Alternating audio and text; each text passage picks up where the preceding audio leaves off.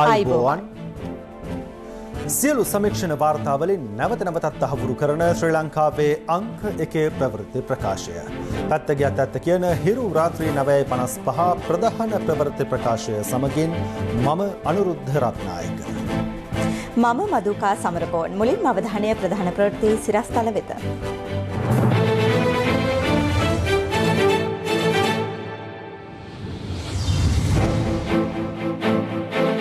පෙබරවාරියට පසු යළි පළමුවරට ආසාදිතීන් 900ය ඉක්මවයි. සති අන්තයේ රටවසා නොදමන බව යුද හමුදාපති කියයි. රට තුළ පැතිරෙන නව කොවිඩ් ප්‍රභේදය සුළඟින් බෝවන බවට අනතුරු ඇඟවීමක්. මේ වාතයේ මේ වෛරසය පැයකමාරක් විතර තියෙන්න පුළුවන්. ඒතකොට මාව කවදාකවත් හම්බෙච්ච නැති පුද්ගලයෙක් එම වෛරසය ආශ්වාස කරන හින්දා එම පුද්ගලයාට එම වෛරසය හැදෙන්න පුළුවන්. නව මාර්ගෝපදේශ මාලාවක් නිකුත් කෙරේ. නිවසින් පිටවීම දෙදෙනෙකුට පමණයි. උපකාරක පන්ති යළි තහනම්. ඉන්දියාවේ අඳෝනාව.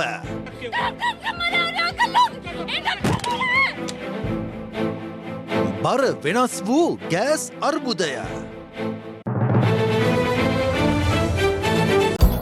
අමුතු කේක් එක තියාරා. කියලා හැදෙවෝ වගේ. කොවිඩ් ව්‍යාප්තිය හමුවේ රට වසා දැමීමේ තීරණයක් මෙතෙක් ගෙන නොමැති බව කොවිඩ්-19 පැතිරීම වැළැක්වීමේ ජාතික ක්‍රියාන්විත මධ්‍යස්ථානයේ ප්‍රධානී යුද හමුදාපති ජෙනරාල් ශවේන්ද්‍ර සිල්වා මහතා අද විශේෂ ප්‍රවෘත්ති සාකච්ඡාවකට එක්වෙමින් සඳහන් කළා. මේ අතර මෙරට ව්‍යාප්ත වන නව කොවිඩ් ප්‍රභේදය වාතය මගින් බෝවීමේ අවදානමක් පවතින බවයි එම ප්‍රවෘත්ති සාකච්ඡාවට එක් වූ සෞඛ්‍ය විශේෂඥයින් පෙන්වා දුන්නේ.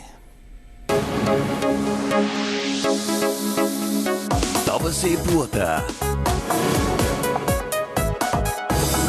ඉදිරි දින කීපයේදී ශ්‍රී ලංකාවේ කොවිඩ් ආසාදිතයන්ගේ සංඛ්‍යාව මීට වැඩි අගයක් ගැනීමට බොහෝ අවස්ථා තිබෙනවා. දීර්ඝ සතියන්තයකට අපි පැමිණෙමින් සිටින්නේ. හැම පුද්ගලයෙක්ම අහනවා රට ලොක්ඩවුන් කරනවද නැත්නම් වෙනත් නීති පනවනවද කියලා. දැනට අපිට එසේ කිසිදු බලාපොරොත්තුවක් නැහැ. නමුත් අපි ජනතාවගෙන් ඉල්ලා සිටින්නේ හැකිතාක් දුරට මේ මහ ජනතාව එක්රැස් වෙන ඒ තැන්වලට එක්රොක් වීමෙන් වළකින්න කියන එක. හැකිතාක් දුරට නිවසට රැඳී සිටින මෙන් ඉදිරියට ඕනෑම ස්ථානයක කොවිඩ් යම් කිසි සැලකියුතු ප්‍රමාණයක් හමු වෙන තත්ත්වයක් වාර්තා වුවොත් අනිවාර්යයෙන් මේ ප්‍රදේශය අපි හුදකලා කිරීමට කටයුතු කරන ලබනවා. මේ දිස්ත්‍රික් අතර ගමන් කිරීම අත්‍යවශ්‍ය නොවනවා නම් නොයා ඉන්න කියන එක අපි තාමත් කාරුණික ඉල්ලා සිටිනවා. අපේ අවාසනාවට රටට නව ප්‍රභේදයක් ඇවිල්ලා තියෙනවා. ඉතින් මෙම නව ප්‍රභේදය අර අපේ කලින් තිබුච්ච ඒවට වඩා වෙනස් විදියට ක්‍රියා කරනවා කියලා අපිට පෙනීගෙන යනවා. මේ නව ප්‍රභේදය නිසා පැතිරීගෙන යාම ඉතාමත්ම දරුණු විදියට සිදු වෙනවා. වෙනදට එක්කෙනෙක් දෙන්නෙකුට විතරක් රෝගය බෝ කරනවා නම් මේ අවස්ථාවේ එක්කෙනෙක්ගෙන්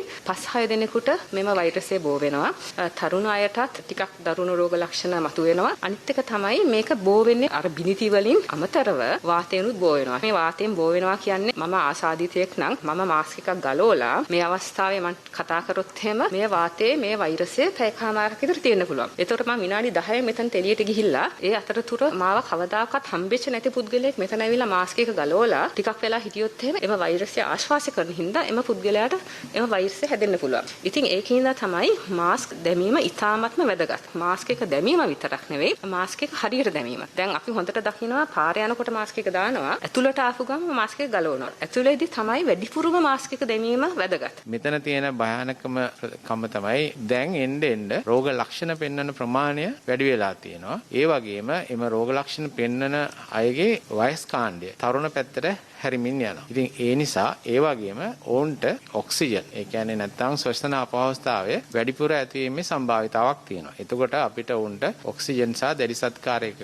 අවශ්‍ය වෙනවා. මේ දවස් 3 අප දන්නවා ආගමික උත්සව ගොඩාක් 26 වෙනිදා පෝය. නොයෙකුත් පන්සල් වල තියන්න තීන්දුව කරලා තියෙනවා. නොයෙකුත් අය තමන්ගේ වන්දනා ගමන් ඒ වගේම පුද්ගලික විනෝද සංචාර සැලසුම් කරලා තියෙනවා. සමහරු අවුරුදු උත්සව සැලසුම් කරලා. අත් දෙක එක්කහුව කරලා වැඳලා ඉල්ලනවා. මේවා අපි නවත් අපට මේ තීරණාත්මකයි. විශේෂඥ වෛද්‍යවරු කියන විදිහට වර්තමාන ප්‍රභේදයේ දවස් 14ක් විතර ගිහිල්ලා තමයි බොහෝ අයගේ රෝග ලක්ෂණ මතුවේ. එය මාරාන්තිකයි. AstraZeneca එන්නතෙන් 3,56,000ක් අපිට තියෙනවා මාත්‍රා. මේ 3,56,000 අපි භාවිතා කරන්නේ අර 9,25,242ට දීපු පළවෙනි මාත්‍රාවට අපි දෙවනි මාත්‍රාවක් දෙන්නට ඕනේ. දැන් අපිට තියෙන මේ 3,56,000 මාත්‍රා මදි අපිට මේ ඉතුරු කොටසට දෙන්න. ඉන්දියාවේ ඇති වෙලා තියෙන තත්ත්වය නිසා තමයි අපිට යම්කිසි විදියක ප්‍රමාදයක් ඇති වෙලා තියෙන්නේ මේ මාත්‍රා ගණන් ලබා ගන්න. මට විශාල විශ්වාසයක් තිබෙනවා කෙටි කාලයක් තුල පොඩි ප්‍රමාණ වලින් හරි මේක ලබා ගන්න පුළුවන් වෙයි කියලා. ඉදිරියේදී විදේශ රටවල් සිට ලංකාවට එන පුද්ගලයන් පිළිබඳව යම්කිසි තීරණයක් ගන්නවා. නිරෝධායන ක්‍රියාවලිය සෞඛ්‍ය අධ්‍යක්ෂ ජෙනරාල්වරයා බොහෝ දුරට අද සවස් භාගයේදී උපදෙස් ලබා දෙයි. දින 14ක් අනිවාර්යයෙන්ම නිරෝධායන විය යුතුයි. මින් ඉදිරියට මේ තියෙන ප්‍රභේදات එක්ක දින 7කින් යවන්න බෑ. හේතුව දින 14ක් වැනි කාලේ සමයි සමහර රෝග උල්සන්න තත්ත්වයට පත් වෙන්නේ. දවසේ පුවත.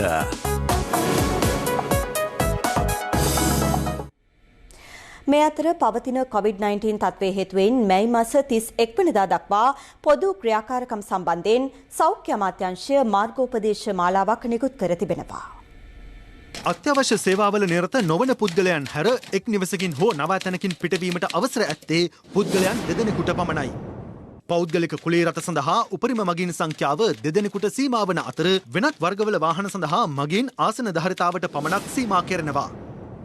රජයේ කාර්යාලවල අවශ්‍ය අවම කාර්ය මණ්ඩලය සමග ක්‍රියා කිරීමට අවසර ලබා දෙන අතර හැකි සෑම විටම නිවසේ සිට වැඩ කිරීමට විකල්පයක් ලබා දිය යුතුයි. සුපිරි වෙළඳසැල් සාප්පු සංකීර්ණ මූල්‍ය ආයතන රෙදිපිලි සාප්පු සිල්ලර වෙළඳසැල් සහ විවෘත වෙළඳ පොළවල ඉඩ ප්‍රමාණය අනුව රැඳී සිටිය හැකි ගනුදෙනුකරුවන්ගෙන් අඩකට පමණක් රැඳී සිටීමට අවසර හිමි වනවා. උපකාරක පන්ති පැවැත්වීම නැවත අත්හිටුවා තිබෙනවා. විශ්වවිද්‍යාල ඇතුළු උසස් අධ්‍යාපන ආයතන වසා දැමිය යුතුයි. මංගල උත්සව සඳහා ශාලාවේ ආසන ධාරිතාවෙන් 50% නොඉක්ම වන ලෙස සහ උපරිම අමුත්තන් 150ට නොවැඩි වන ලෙස සහභාගී විය හැකියි. අවමංගල උත්සව සඳහා සහභාගී විය හැක්කේ පුද්ගලයන් 25 දෙනෙකුට පමණයි. ගෘහස්ත උත්සව එලිමහන් උත්සව සහ සම්මන්ත්‍රණ ඇතුළු මහජන එක්රැස්වීම් සඳහා අවසර හිමිවන්නේ නැහැ. පන්සල් පල්ලි කෝවිල් වැනි පූජනීය ස්ථානවල ඕනෑම වේලාවක රැඳී සිටිය හැක්කේ උපරිම ඉඩ ප්‍රමාණයෙන් 50%කට පමණක් වන අතර උපරිම බැතිමතුන් ගණන 50කට සීමා විය යුතුයි. සිනමා ශාලාවලට ඇතුළත් කරගත හැකි සංඛ්‍යාව සම්පූර්ණ ආසන ප්‍රමාණයෙන් 25%ක් පමණක් ලෙස දක්වා තිබෙනවා. මෙම මාර්ගෝපදේශ පිළිබඳ වැඩිදුර තොරතුරු සඳහා www.hirunews.lk අපගේ වෙබ් අඩවියට පිවිසෙන්න.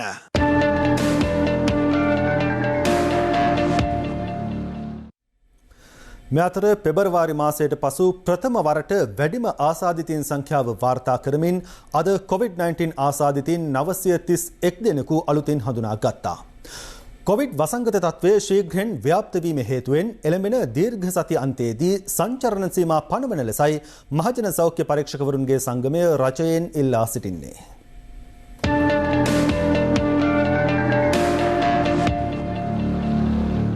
කුරුණෑගල දිස්ත්‍රික්කයේ කුඹුගැටේ පොලිස් වසමට අයත් නිරාවිය ග්‍රාම නිලධාරී කොට්ටාශය සහ වැල්ලව පොලිස් වසමේ නිකදල්ලු පොත ග්‍රාම සේවා කොට්ටාශය අද පෙරවරුවේ සිට හොදකලා කිරීමට පියවර ගැනුණා.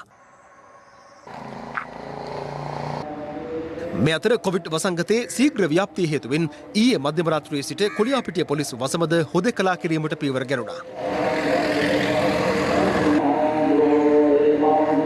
පෙබරවාරි 14 වෙනිදාට පසු මෙරටින් වාර්තා වූ වැඩිම දෛනික කොවිඩ් ආසාදිතයන් සංඛ්‍යාව අද වාර්තා වුණා. පළවෙනි රැල්ලේ සහ දෙවෙනි රැල්ලේදී අපි දැක්කේ තහවුරු කර රෝගීන්ගෙන් බොහෝ අය රෝග ලක්ෂණ නැති අය. එහෙම නැත්නම් ඊටම මද රෝග ලක්ෂණ තියෙන අය. නමුත් දැන් එන අයගෙන් වැඩි දෙනෙක් රෝග ලක්ෂණ සහිත අය තමයි එන්නේ. ඒ රෝගී අතරින් බරපතල තත්ත්වයටපත් වෙන ප්‍රතිශතය කලින් තිබුණාට වඩා ඉහළ යන තත්ත්වයක් තමයි අපිට දැනට රෝහලට එන රෝගීන් දිහා බැලුවහම අපිට කියන්නට පුළුවන්. කොහොම වුණත් මේ තත්ත්වය වෙනස් වීම නිසා ඉදිරියට එන තත්ත්වය අවදානම්කාරී විය හැකියි කියන එක තමයි අපිට පේන්නේ. ඉතින් සමහර වෙලාවට මේ උදේ කතා කරන කෙනා දවල් වෙනකොට අසාධ්‍ය වෙලා මැෂින් එකකටත් දාන්න වෙලා ඊගාව දවස වෙනකොට ජීවිතක්ෂයටපත් වෙනවා වගේ ඉතාමත් ශීඝ්‍රයෙන් මේ රෝගය වැඩිවීමකට භාජනය වෙනවා. ඒක නිසා කැස්ස හෙම්බිරිස්සාව තියන අය, තමුන්ට රෝග ලක්ෂණ තියෙනවා කියලා සැක කරන අය ඒ අවශ්‍ය ප්‍රතිකාර මධ්‍යස්ථාන වලට ඇවිල්ලා ඒ රෝගය පරීක්ෂා කර ගැනීම තාමත්ම අත්‍යවශ්‍ය කාරණයක්. එමෙන්ම පිළියන්දල සෞඛ්‍ය වෛද්‍ය නිලධාරී කාර්යාල බල ප්‍රදේශයෙන් තවත් කොවිඩ් ආසාදිතයන් 84 දෙනෙකු හඳුනාගත් බව පිළියන්දල සෞඛ්‍ය වෛද්‍ය නිලධාරී කාර්යාලය පවසනවා. දැනට අප බල ප්‍රදේශය තුළ 200කට ආසන්න පිරිසක් නිවෙස්වල නිරෝධායනය වෙනවා. මේ මගින් හඳුනා ගන්නා සියලුම පුද්ගලයන් තවදුරටත් ආශ්‍රය කරවලුන් හඳුනාගෙන ඔවුන් නිරෝධායනය කිරීම සඳහා අවශ්‍ය වැඩ කටයුතු පිළියෙල කරනවා. මේ අතර ගම්පහ දිස්ත්‍රික්කයේ දෙවුලපිටිය අස්වැන්නවත්ත ප්‍රදේශයේ පැවති අවුරුදු උත්සවයක් ආශ්‍රිතව ආසාදිතයන් වාර්තා වීමත් සමග මෙල්ලව ගෙදර ග්‍රාම සේවාව සමට සංචාරණ සීමා පනවා තිබෙනවා. ඉදිරි සතියාන්තය නිවාඩු සහිත සතියාන්තයක්. ඒ නිසා අපි බලාපොරොත්තු වෙනවා රජයේ ප්‍රතිපතීරකයෝ සංචාරණ සීමා පැනවීමක් ඉදිරි සතියාන්තයෙන් සිද්ධ කරයි කියලා. එහෙම කරේ නැත්නම් දැනට පවතින ආසාදනයේ යම් තරමක් දුරට තව දෙගුණ වීමේ අවදානමක් තියෙනවා. සතියාන්තය තුළ වැඩිපුර පොලිස් නිලධාරීන් යොදවලා නිරෝධායන රීතිය අනුගමනය කිරීම පිළිබඳව නිරන්තරයෙන් සොයා බලනවා. නිරෝධායන රීති කඩ කරන පුද්ගලයෝ ඉන්නවා නම් ඔවුන්ට එරෙහිව නීතිය ක්‍රියාත්මක කරන්න පසුබට වෙන්නේ නැහැ. ත්‍රිකුණාමලය චීන වරාය දෙමළ මහාවිද්‍යාලයේ ගුරුවරියකට කොවිඩ් ආසාදිත බවට තහවුරු වීම හේතුවෙන්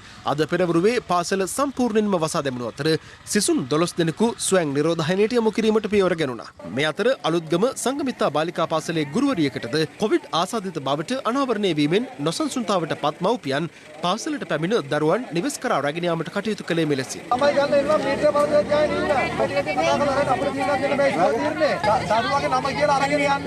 මේ අතර කොස්වත්ත පොලිස් ස්ථානයේ සේවය කරමින් සිටි පොලිස් පරීක්ෂකවරයෙකුට කොවිඩ් ආසාදිත බවට තහවුරු කර ගැනීමෙන් පසු එම පොලිස් ස්ථානයේ සේවය කළ සියලුම නිලධාරීන් නිරෝධායනය කිරීමට පියවර ගැනුණා. ඒ අනුව తాවකාලිකව වසා දැමූ එම පොලිස් ස්ථානයේ කටයුතු කොස්වත්ත විහාරස්ථානයේ తాවකාලිකව සිදු කිරීමටයි පියවර ගෙන තිබෙන්නේ. එහි රාජකාරී සඳහා වෙනත් පොලිස් නිලධාරීන් පිරිසක් අනියුක්ත කර ඇති බව නාත්තන්‍ය සෞඛ්‍ය වෛද්‍ය නිලධාරී කාර්යාලය සඳහන් කළා. අනුරාධපුර දිස්ත්‍රික්කයෙන් කොවිඩ් ආසාදිතයන් 40 දෙනෙකු තහවුරු කරගෙන ඇති අතර ඉන් 21 දෙනෙකුම අනුරාධපුර නගරයෙන් වාර්තා වීම විශේෂත්වයක්.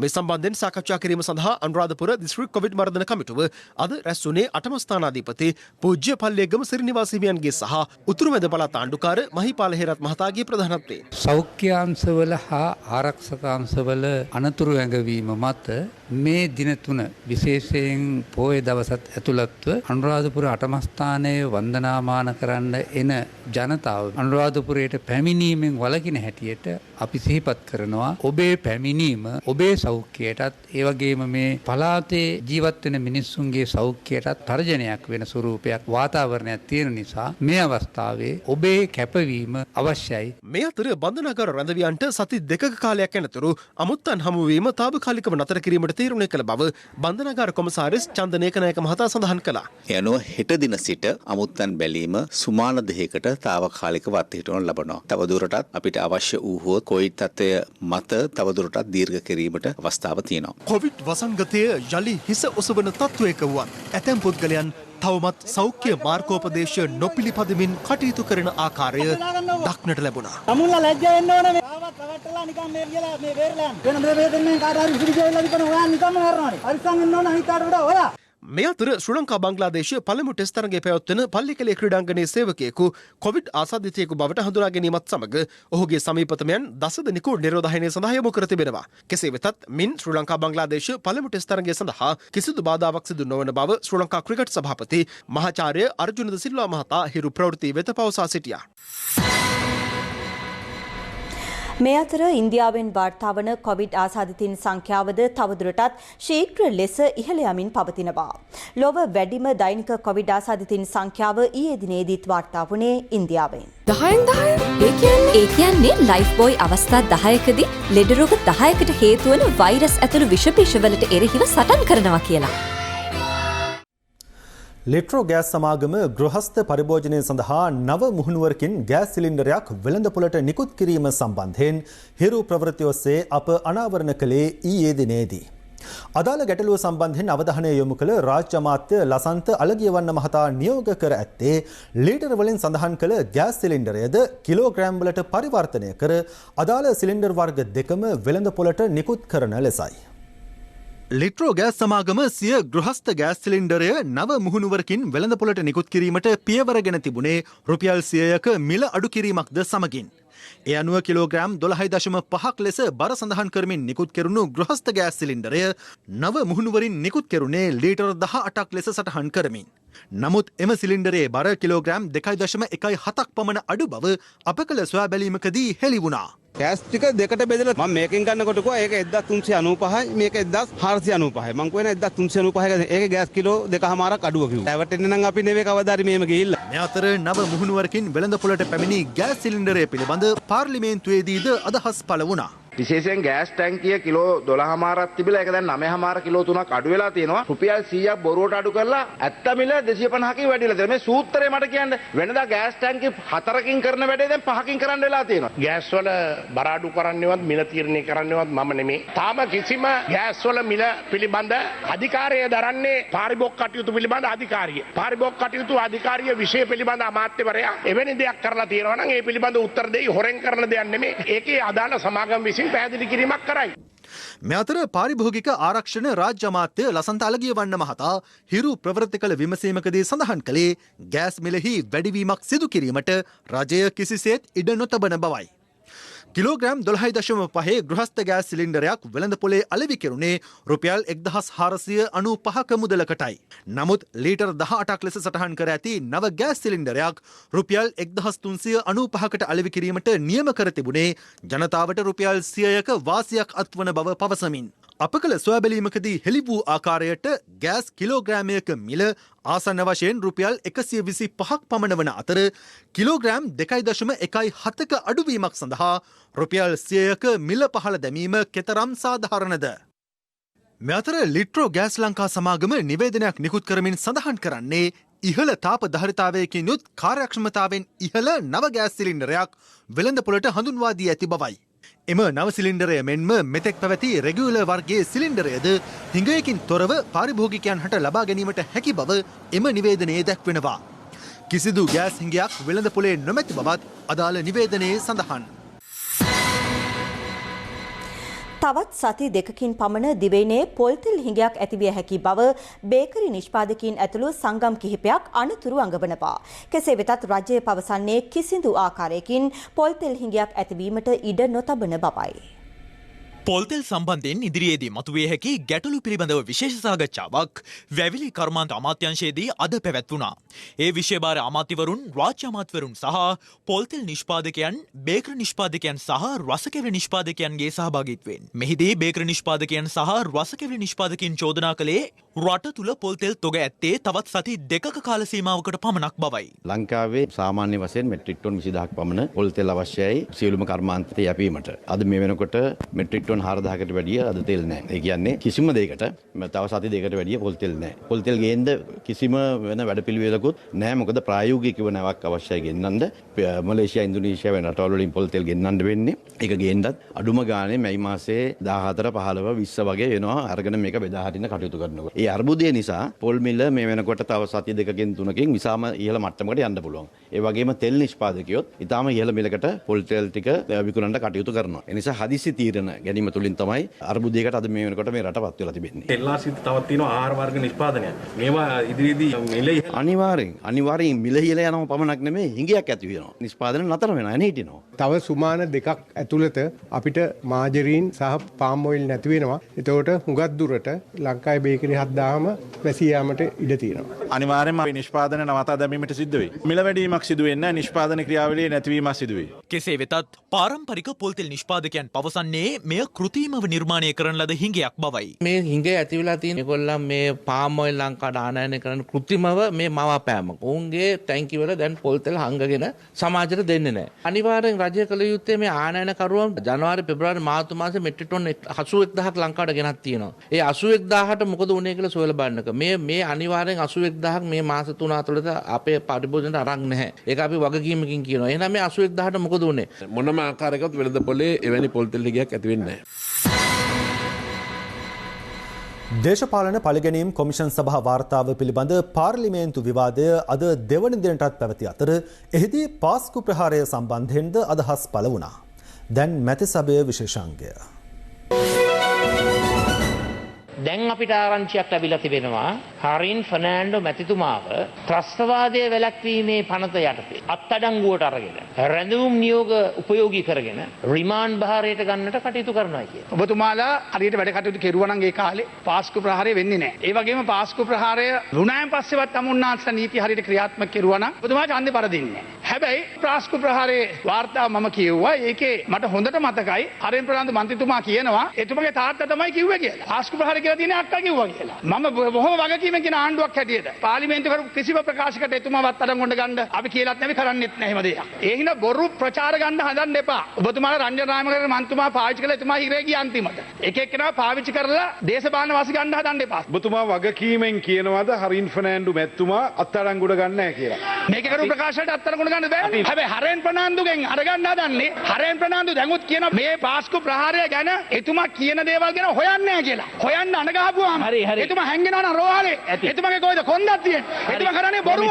මේ හරින් ප්‍රනාන්දු විතරක් නෙමෙයි මේ අනුර කුමාර දිසානායක මන්ත්‍රීතුමාගේ පක්ෂයේ ඊබ්‍රාහිම් මහත්තයා ජාතික ලයිස්තුවේ හිටියා කියලා අපි ළඟ තියෙනවා ගැටලු. පක්ෂ විපක්ෂ ભેදයකින් තොරව අපරාධ පරීක්ෂණ දෙපාර්තමේන්තුවට පැමිණිලි කළ යුතුව තියෙනවා. ඒ වගේම පස් කපපු අය නීති විරෝධී ජාවාරම් කරන අය ගැන සාක්ෂි තියෙනවා. පොඩකින්න අවුරුදු දෙකක් කොමිෂන් සභාව තිබුණා. අපරාධ පරීක්ෂණ දෙපාර්තමේන්තුවෙන් අවුරුදු දෙකක් පරීක්ෂණයක් කරා. ඒ කිසිදු තැනක මාව කැඳවලා නැහැ. මාව කැඳවනවා අපරාධ පරීක්ෂණ දෙපාර්තමේන්තුවට. දැන් විවාදයට යන්න. ලෑස්ති තියෙන තොරතුරු ඔක්කොම. හරි බොහොම ස්තුතියි. පේනවා නේද අනුර කුමාර දිසානායක මැතිතුමා කතා කරායින් පස්සේ මන්ත්‍රීවරුන්ට තර්ජනය කරන හැටි. මොකද මේ කරන්නේ පාර්ලිමේන්තුවේ?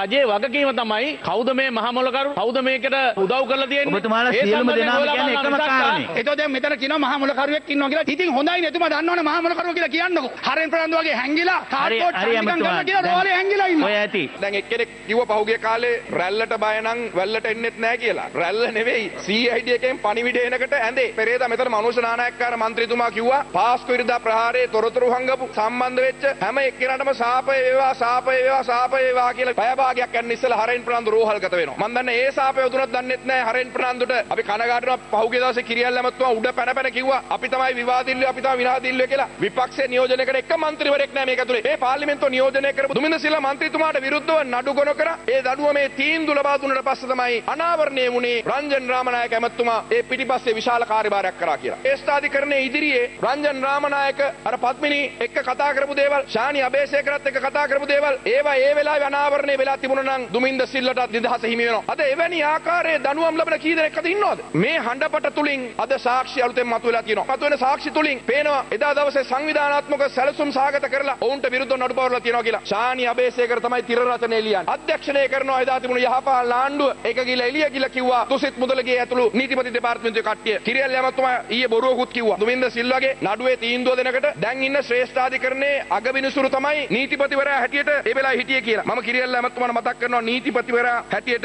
ඒ වෙලාවේ හිටියේ යුවන්ත විජේතිලක නීතිපතිවරයා. ඒ නිසා අද දවසේ ශ්‍රේෂ්ඨාධිකරණයට අවස්ථාවක් ලැබිලා තියෙනවා. අමතර කරුණු වාර්තා වෙනවා නම් ඕනම නඩුවක මේ රටේ පමණක් නෙවෙයි ඇමරිකාව දියුණු ලෝකයේ අනෙකුත් හැම රටකම ඒ අවස්ථාව තියෙනවා. අමතර කරුණු වාර්තා වෙලා තියෙනවා නම් සාක්ෂි වාර්තා වෙලා තියෙනවා නම් අන්න නැවත වතාවක් ඒ පිළිබඳව විමර්ශනය කිරීම අවස්ථාවක් තියෙනවා. ඒක අද හිමි විය යුතුයි. ඒ අයිතිය නැද්ද? අද තමන්ගේ ජීවිතය පිළිබඳව අයිතිය ලබා දීම සාධාරණ නෙවෙයිද? ඒ නිසා ඒ වෙනුවෙන් ක්‍රියාත්මක කරන්න ඕන. මේ අතර පසුගිය 21 වනදා පාර්ලිමේන්තුවේ ගැටුම්කාරී සිද්ධියකට සම්බන්ධ වීමෙන් පසු හරින් ප්‍රනාන්දු මන්ත්‍රීවරයා මෙවන විට පසුවන්නේ රෝහල්ගතවයි. විපක්ෂ නායක සජිත් ප්‍රේමදාස මහතා අද ඔහු බැලීම සඳහා එම පෞද්ගලික රෝහලට ගියා.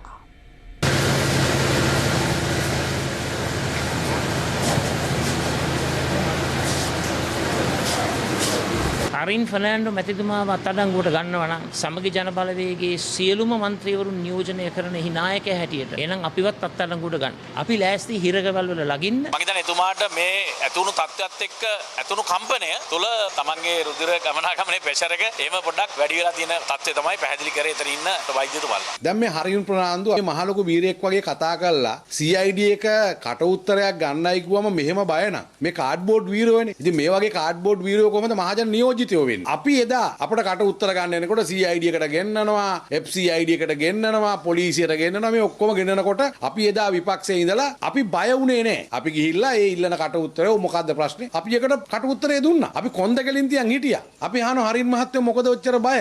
පපුව අල්ලගෙන පෞද්ගලික රෝහලකට ගිහිල්ලා සජිත් මහත්තයා කියනවා හරින් ප්‍රනාන්දුවත් තරම් කොට ගන්නවා නම් අපිවත් යන්න ඕනලු. අනේ සජිත් මහත්තයෝ තමුන්නාන්සේ ජනාධිපති මැතිවරණයේ පරදිච්ච ගමන් ඒ කකුල් දෙක වේබුලේ වල තමුන්නාන්සේත් හැංගිලා හිටියේ. හැංගිලා ඉඳලා ගෝඨාභය රාජපක්ෂ ජනාධිපතිතුමාට තමුන්නාන්සේ දුරකථනයෙන් කතා කළා. අනේ අපිට කරදර කරන්න එපා, දේශපාලනේ එපා වෙලා තියෙන්නේ. මම අර කැලේකට ගිහිල්ලා සතෙක් ෆොටෝ ගහගෙන ඉන්නම් කියපු සජිත් මහත්තයා දැන් කියනවා අපිවත් අත්තරන් කොට ගන්න කියලා. අනේ මේ වගේ කාඩ්බෝඩ් වීරයෝ අද විපක්ෂයේ ගෙනියන්න කියන එක ප්‍රශ්නයක් තියෙනවා. කොළඹ වරාය නගරය ආර්ථික කොමිෂන් සභා පනත් කෙටුම්පත අභියෝගයට ලක් කරමින් ශ්‍රේෂ්ඨාධිකරණයේ ගොනු කර තිබූ පෙත්සම් විභාගය අද අවසන් කෙරුණා. ඒ අනුව අදාළ පනත් කෙටුම්පතේ ව්‍යවස්ථානුකූල භාවය පිළිබඳ ශ්‍රේෂ්ඨාධිකරණයේ රහසිගත නිගමනය පාර්ලිමේන්තුවේ කතානායකවරයා වෙත යොමු කිරීමට නියමිතයි. අදාළ පනත් කෙටුම්පත අභියෝගයට ලක් කරමින් ගොනු කළ පෙත්සම් විභාගය අද 5 වන දිනටත් ආරම්භ වූ අවස්ථාවේදී නීතිපතිවරයා වෙනුවෙන් පෙනී සිටි අතිරේක සොලිසිටර් ජෙනරාල් ෆර්සානා ජමීල් මහත්මිය මෙම පනත් කෙටුම්පතේ සිදු කිරීමට යෝජිත සංශෝධන අඩංගු ලේඛනයක් අධිකරණයට බාර දුන්නා. වරාය නගර කලාපය තුළ ස්ථාපිත කරන බැංකු මෙරට බැංකු අනපනත් මගින් අධීක්ෂණය කරන අතර අදාළ කලාපය තුළ ස්ථාපිත කරන බැංකු සඳහා බලපත්‍ර නිකුත් කිරීමේ බලය ශ්‍රී ලංකා මහ බැංකුවේ මුදල් මණ්ඩලය වෙත පැවරී තිබෙන බවත් ඇය ප්‍රකාශ කළා. තවදුරටත් කරුණ දැක්වූ අතිරේක සොලිසිටර් ජෙනරාල්වරයා සඳහන් කළේ මෙම පනත් කෙටුම්පතේ අන්තර්ගත වගන්ති වලින් පාර්ලිමේන්තුව සතු මූල්‍ය බලතල අධිකරණය සතු බලතල කප්පාදු කිරීමක් සිදු නොවන බවයි. ඒ තුළින් ආණ්ඩුක්‍රම ව්‍යවස්ථාව උල්ලංඝනය වීමක් සිදු නොවන බවද ඇය සඳහන් කළා. මේ නිසා අදාළ පනත් කෙටුම්පත පාර්ලිමේන්තුවේ සාමාන්‍ය බහුතර ඡන්දයෙන් සම්මත කළ හැකි බවත් ඇය දැනුම් දුන්නා. ආයුෂ සපිරේ සුප අලුත් අවුරුද්දක් වේවා. ලීව ආයුෂ්.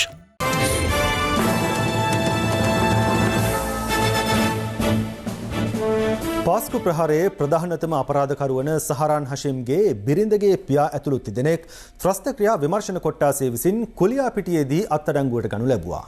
පොලිස් මාධ්‍ය ප්‍රකාශක නියෝජ්‍ය පොලිස්පති අජිත් රෝහණ මහතා සඳහන් කළේ එම සැකකරුවන්ගෙන් රැඳවුම් නියෝග යටතේ ප්‍රශ්න කරමින් සිටින බවයි. පාස්කු ඉරිදා ත්‍රස්ත ප්‍රහාරය සම්බන්ධයෙන් සිදු කළ විමර්ශන අනුවයි ත්‍රස්ත ක්‍රියා විමර්ශන කොටාශය විසින් මෙම පිරිස අත්අඩංගුවට ගෙන ඇත්තේ. ඔවුන් කුලියාපිටිය කැකුණගොල්ල ප්‍රදේශයේදී අත්අඩංගුවට ගත් අතර සැකකරුවන් අවුරුදු 40, 52 සහ 55 යන වයස්වල පසුවන්නන්. මෙම සැකකරුවන් අතර සහරාන් හෂිම්ගේ බිරිඳ ෆාතිමා සාදියාගේ පියා වන අබ්දුල් කාදර්ද වනවා. ඔහු 2019 වර්ෂයේදී හිරු ප්‍රවෘත්ති වෙත අදහස් දැක්වීමේදී ප්‍රකාශ කළේ සහරාන් හෂිම් සිදු කළ අන්තවාදී ක්‍රියා පිළිබඳ දැනගෙන නොසිටි බවයි. සහරාන් මෙහාට එන්නේ මොන හේතුවක් උඩද? නිමාඩ දවස්වල නවුෆර් ගාව යනවා ඉගෙන ගන්න. ඒ කාලේ ප්‍රශ්නයක් මොකුත් නේ ඉස්සල්ලා වාගම හිටියේ. 2017න් පස්සේ තමයි මේක හැංගලෙන් පස්සේ තමයි මොනවද අපිට ඒව හරියට දන්නේ නැහැ. දැනගත්තේ නැද්ද මෙයා මේ වගේ සංවිධානයක් කරගෙන යනවා කියලා? නෑ. ඇත්තටම CID ඔෆිසේ ඇවිල්ලා පෙබ්‍රවරි මාසේ කියපුවාම අපිට දන්නේ. ඒ වලයි කට්ටිය සම්බන්ධයි කියලා දැනගත්තට පස්සේ වලට මොනවද හිතන්නේ? ඉතින් අපිටත් වේදන වුණා. අපිත් මේ මුල්තම වේදන වුණා. අපි කෙසේ වෙතත් සහරාන් හෂිම්ගේ බිරිඳගේ පියා අබ්දුල් කාදර් අත්අඩංගුවට ගනු ලැබුවේ අදාළ අන්තවාදී දේශන සඳහා සහභාගී වීමේ චෝදනාවටයි.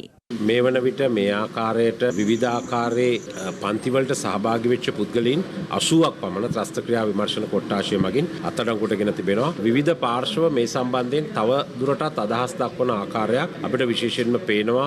මාධ්‍ය දෙස බලපුවාම විශේෂයෙන්ම YouTube සමාජ මාධ්‍ය ජාල එවැනි තොරතුරු යම් කෙනෙක් ප්‍රකාශ කරන බව සමාජ මාධ්‍ය හෝ විද්‍යුත් හෝ මුද්‍රිත මාධ්‍යවල පළ වෙලා තියෙනවා නම් ඒ සම්බන්ධයෙන් අපරාධ නඩු විධාන සංග්‍රහයේ 110 වගන්තිය අනුව කටයුතු කිරීමට බලාපොරොත්තු වෙනවා. ත්‍රස්තවාදය වැළැක්වීමේ පනතේ ප්‍රතිපාදන යටතේ මාස 3ක කාලයක් සඳහා ලබාගත් රැඳවුම් නියෝග යටතේ ඔවුන්ගෙන් මේ වන විට ප්‍රශ්න කරමින් සිටින බවත් පොලිස් මාධ්‍ය ප්‍රකාශකවරයා සඳහන් කළා.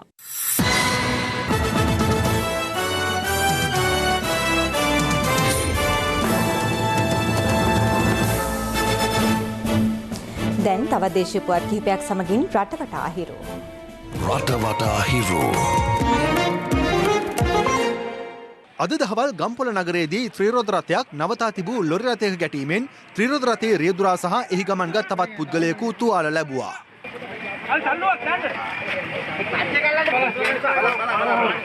රට වටා හිරෝ. මේ සමගින් අදට සමුගන්නටයි මේ සූදානම. පැත්ත නොගත් ඇත දැනගැනීමේ අයිතිය තවදුරටත් තහවුරු කරගන්නට ඔබේ ජංගම දුරකථන ජාලයට අනුව තිරේ දිස්වන පරිදි හිරු ප්‍රවෘත්ති SMS සේවාව සක්‍රිය කරගන්න. ජලිත හමුවෙමු හෙට මධ්‍යහන ප්‍රවෘත්ති ප්‍රකාශය. සුබ රාත්‍රියක්.